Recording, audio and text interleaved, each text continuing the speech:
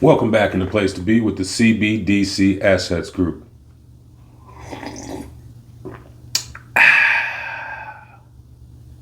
Tastes like I told you so. No, I'm just joking. Thank you all for being a part of the group. Happy today. By most accounts, we've reached an all-time high with the XRP, and this is why this video is being made and why we hold it at 330 and not just sell everything. Currently, we're sitting at a market cap of $189 billion on the XRP ledger, and 24-hour trading volume is 25.9 billion. 24 hours, 25.9 billion has moved on this network. Wrap your mind around that. For everybody who thinks that it's just a joke or it's a scam, 29 billion around the globe in 24 hours. Do the math. Compare that to other companies, not in the crypto space, in the Fortune 500. Yeah, that's a big number. Okay, and again, depending on the source, ATH, all-time high, was just surpassed. $3.35 is what I saw. But some people say it was $3.70. That was the all-time high. But in other markets, it's higher than that. So I'm just going to go ahead and say today's the day. We did it. Congratulations. Keep up the good work. Okay, why XRP and XLM are the same?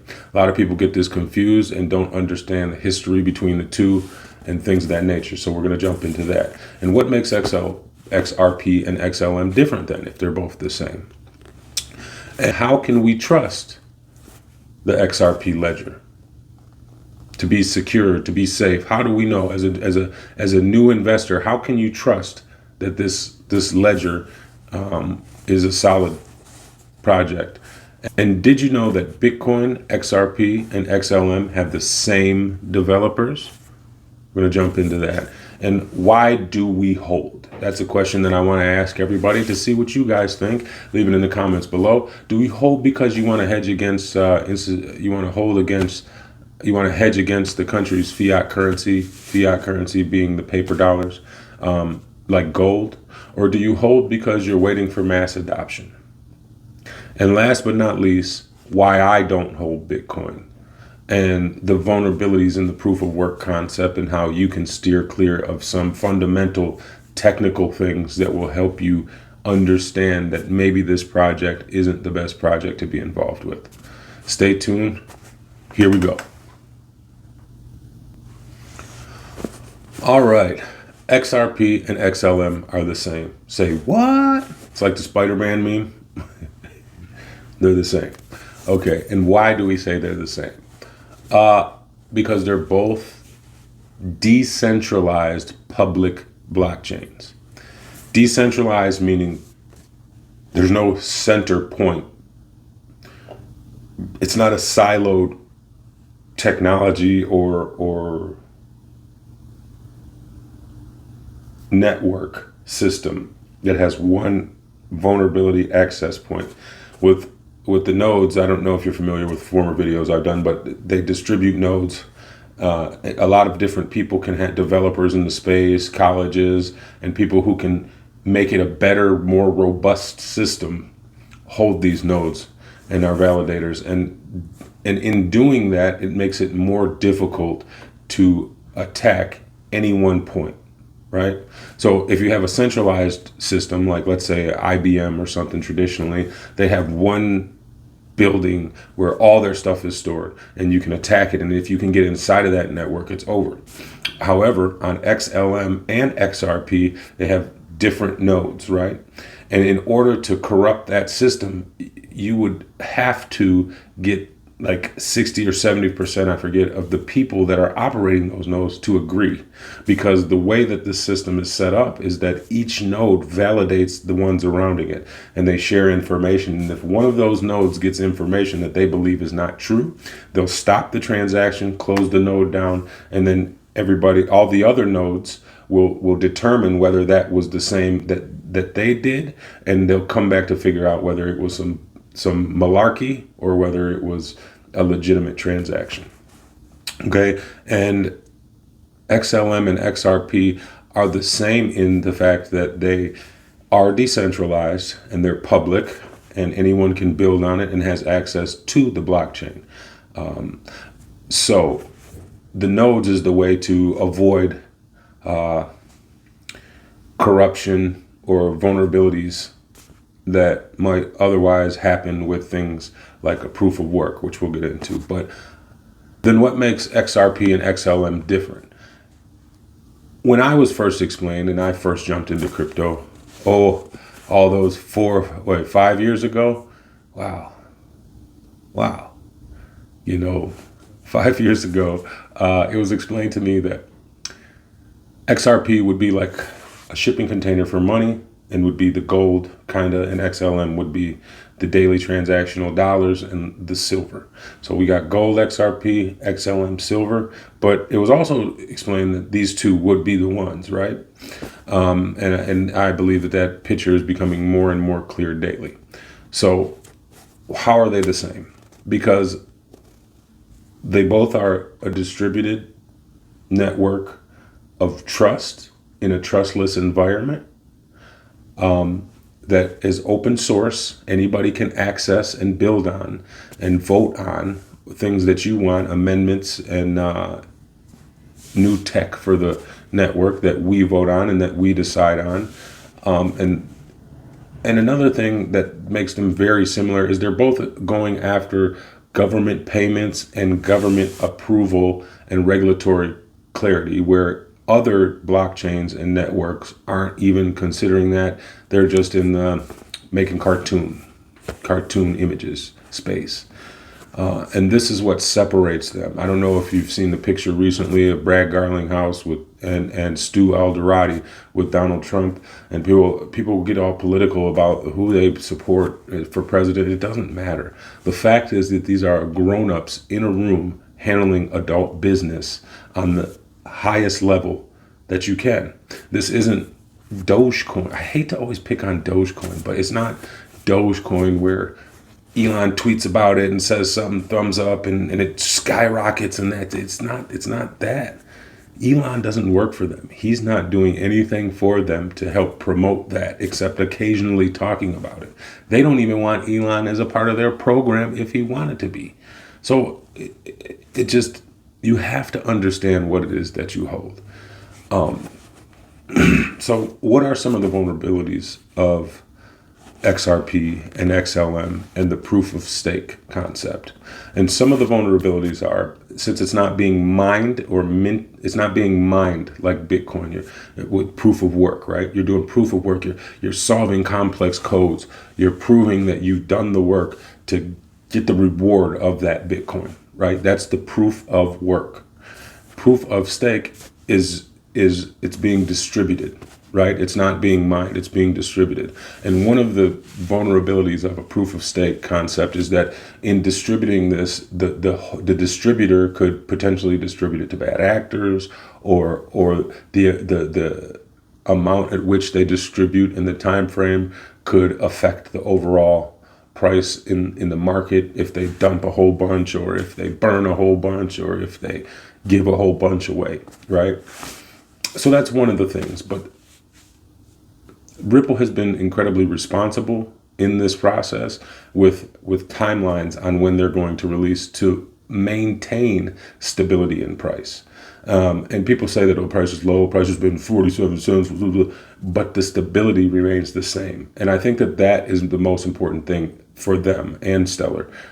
So if you don't know XLM and Stellar Lumen, it's the same thing. Just like Ripple and XRP are kind of the same, Stellar Lumen and XLM are the same thing. So just like them, they have distributed in different ways. And one of the reasons why XLM Stellar Lumen was created was because the creator, Jed McCaleb, I'm going to put a clip of my old video that shows he's the Willy Wonka of crypto, that he is the man when it comes to crypto that you don't know about and have never heard about.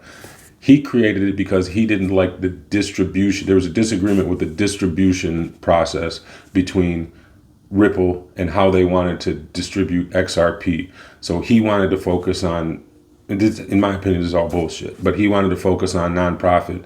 But in my opinion, the way it was explained to me 5 years ago was that this was all part of the plan, and I haven't seen anything that has led me to believe that it hasn't been planned from the get-go. So do your own research. Look into it, figure it out for yourself. But I'm going to put the link to the video in the description, and I'll also show you the cover of the video so you can check it out for yourself and see why he is the Willy Wonka of crypto. Okay. With both XRP and XLM, one of the main concerns and vulnerability to the network is the centralization concern, like we just talked about. Potentially, if Ripple wanted to, with the amount of XRP that they hold, they could centralize things and take control, I guess you could say, of the network. But they have been responsible like I said, in the distribution process, of XRP. And there is a lot of non-disclosure agreements between major corporations who Ripple has sold XRP to at a certain price point and told them you have to keep it in, we'll hold it in escrow, or you can't release this into the market until the time is right? So there's a lot of things that we don't know about who's holding and how much they're holding, because from the business contracts and deals that between these companies, that's going to, again, increase the value of this asset based off of the demand for it. So you have to think about these things. It's not just what the price is today. It's where the potential of partnerships, the potential of, for example, Bank of America just filed a patent with Ripple and they're going to be using it. So these things that, happen so frequent in this space that it's hard to wrap your mind around all of them at the same time. But that's what I'm here for. So don't worry, you don't have to. All right. So how can we trust XRP? And that's the XRP ledger, okay? And when I say the XRP ledger, essentially what it is, for those of you new, is it's a filing cabinet of every transaction that happens with XRP. And the value of, in my opinion, real estate, gold, stock market, vehicles, all of these things are able to be tokenized and placed onto this ledger book and add value to the network. So how can we trust that that's going to be safe, right? Because we ultimately have a say-so in what is allowed to be done on this ledger. The node validators have say-so, but that's what I mean, we. And anybody can open a node and have a say-so. And that's the beautiful part about the open source distributed ledger, right? So how can we trust? In my opinion, you can never fully trust anything. But the good news is that you also have XRP and XLM, so you can choose which network you trust and want to be a part of. And like I said before, one is geared toward institutional investors and use case, and one is geared towards nonprofit and peer-to-peer payments. XLM Stellar Lumen was used to send relief money to Ukraine. Now, regardless of where you stand on that, I don't agree with it, I agree with it, and I support Ukraine, and I can't stand Zelensky because he never wears a suit or a tie, and he acts like he's in a war zone. He's always wearing a t-shirt when he's in the White House. But anyway, that's just other people say that, not me, trust me. The point is, it has real world uses, and they're using it to send money currently. For those new to the space, MoneyGram and Western Union have already been trialed and sent millions of dollars in transactions between XRP and XLM. Again, there's a narrative that this was all pre-planned, right? So they go from XRP, and then legal proceedings happen, and they say, you know what, we're gonna step back a little bit, even though they're shareholders, right? Majority shareholders. They are invested heavily into MoneyGram, I believe it is, or Western. I off the top of my head, I can't remember. They partnered with MoneyGram and Western Union, but I don't remember exactly who it is that Ripple owns massive amounts of. I believe it's MoneyGram. So then they say, oh, because of the legal stuff, we're going to go to XLM and we're going to use their ledger because there's no legal proceedings happening with them. So it seems like it's a setup and they're testing each one. So again, they've tested and transferred millions and millions of dollars across these platforms. And all of them say that they agree that they will use it in the future, that it's faster, that it's cheaper, and it's just overall better user experience for remittances, sending money across borders home to loved ones from your native country, right? So look into it if you think I'm lying. And you'll find what I'm telling you is absolutely true. So here's something that people might not recognize is that Bitcoin developers are the same developers who created XRP.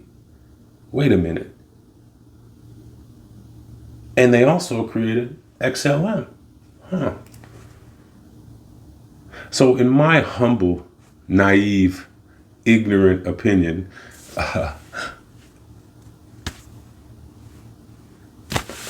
look over here. Doot, doot. We created something to play videos on. It's called the Betamax. Well, here's the VCR and here's the DVD. We created all three. We're in complete control of all three. Almost like it was planned, right? But what do I know? It's just conspiracy theory. So the same developers, and again, our boy, Willy Wonka, Jed McCaleb, who you never hear nothing about except from me and a couple other people, Jed McCaleb was essential in creating the first market for Bitcoin and exchange in Mt. Gox for Bitcoin. Everybody around him went to jail, except him. So he's developing for Bitcoin before anybody else. And then they move from Bitcoin to make a better Bitcoin. The second crypto ever made. Do you know what it was? No, it wasn't Ethereum. It was XRP. Had a different name at that point. So you mean to tell me Bitcoin was created and then XRP was created? By the same people. Which is even more crazy when you think about how much these Bitcoin maxis hate XRP. So why do you hate XRP so much? Because it's the same as the Federal Reserve money. They control everything. So what do they really know anything other than Bitcoin? So be careful of who you follow, because a lot of these Bitcoin maxis they're clueless about other projects. And I admit I'm somewhat of a maxi with XRP and XLM, and I can't even go there. I'm clueless of Bitcoin by choice. I don't really care about what happens on Bitcoin because in my opinion, it's a bait and switch and it's a wolf in sheep's clothing. That's my opinion. You do with it what you want. I'm not saying you can't make money off it. I'm just telling you, me personally, I don't know who created it. There's no hotline to call if you lose your shit. You know what I mean? There's nothing. You're on your own. The transactions are slow and inefficient and expensive. I'm out.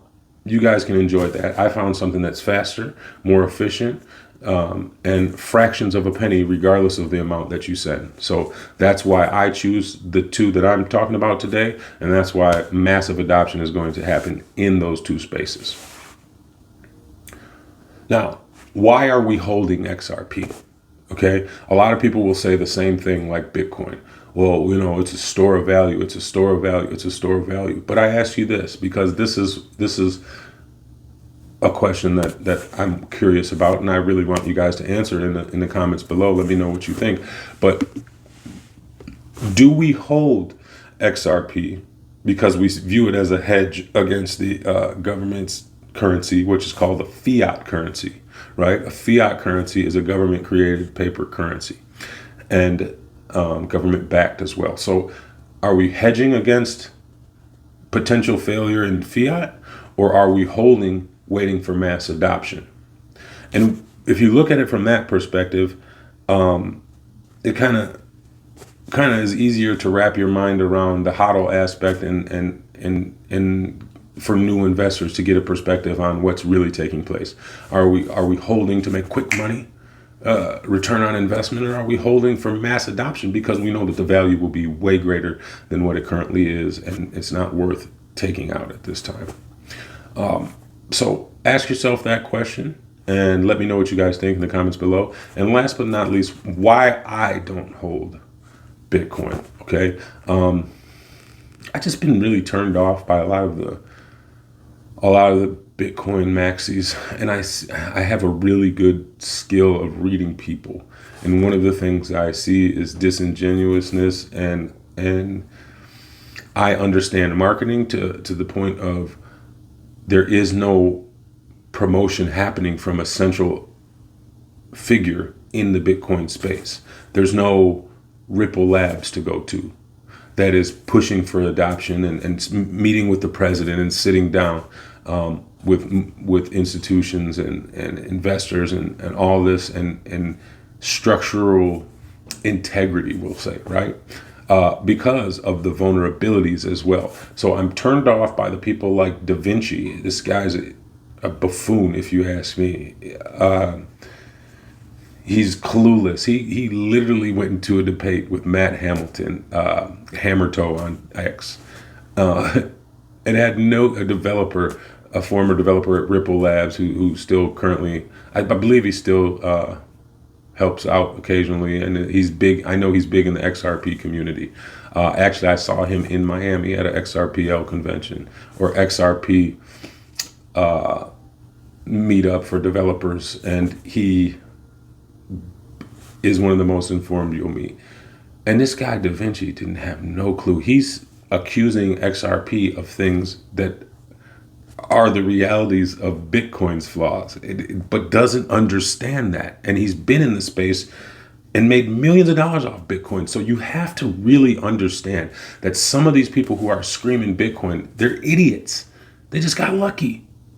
And it's okay. It's okay. I'm not upset with them for being that. It's just that I don't think they fully understand what it is. They might have a really good concept of Bitcoin, but I don't think they took any time, most of them, to see what advantages other cryptocurrencies might hold over Bitcoin.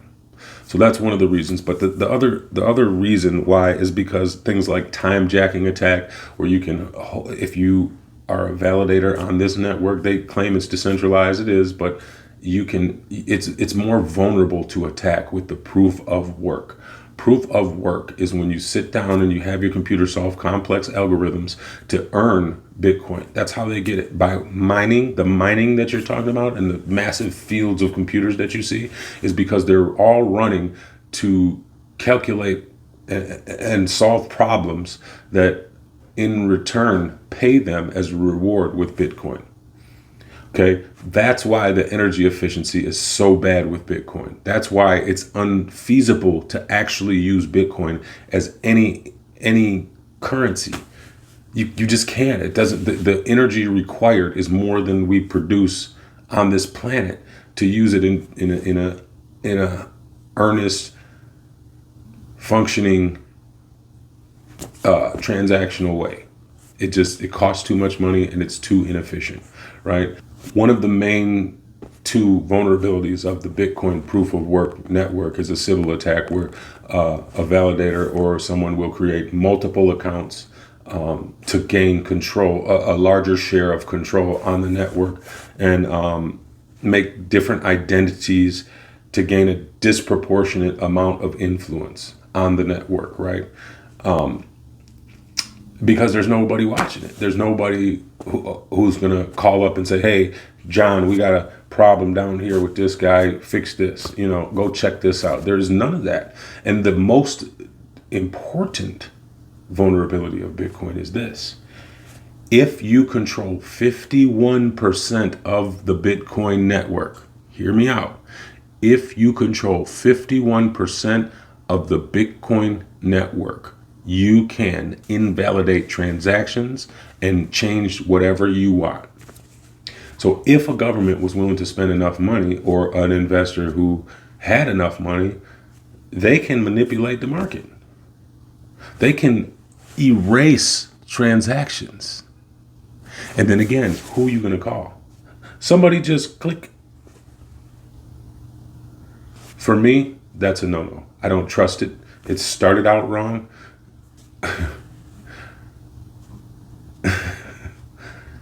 In the words of 30 for 30, things don't go wrong, they start wrong. So just putting that out there for you. I hope you guys enjoyed this. I hope you're enjoying the massive amounts of money in your accounts. Everybody blowing me up with one word, XRP. I'm enjoying seeing everybody I love and care about make money. I hope you guys are a part of it. Please remember that we're still very early, and even at $5, $10, it's still a great deal to pick up XRP. Don't be discouraged if you can only get $20 a week, $30 a week, whatever it is. Please, not financial advice, just do this for your future. Do this for your children. As somebody who loves his brother, who loves his sisters, invest into your future. That's all I'm saying. Not financial advice. This is just for entertainment purposes only. I'll see you guys on the next one. Don't forget to like and subscribe, and let me know what you think in the comments below about the things I said. Add some points that maybe I missed. I'm open to all information I can receive, and you should be too.